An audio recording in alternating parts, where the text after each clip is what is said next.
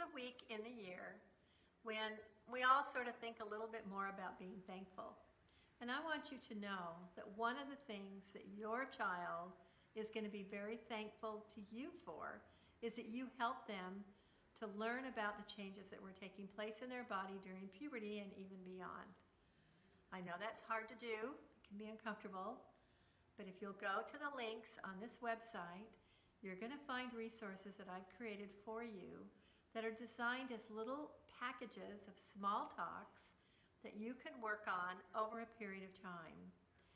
It's all set up for you. This is all the important biological information that your child needs to know. And I know that in the end, even though they may not say it to you, they're going to be very thankful.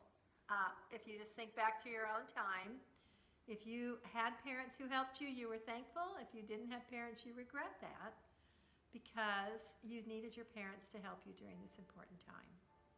So please go get the downloads, learn the material, and get to work helping your kids. I'm Dr. M with Anatomy for Kids.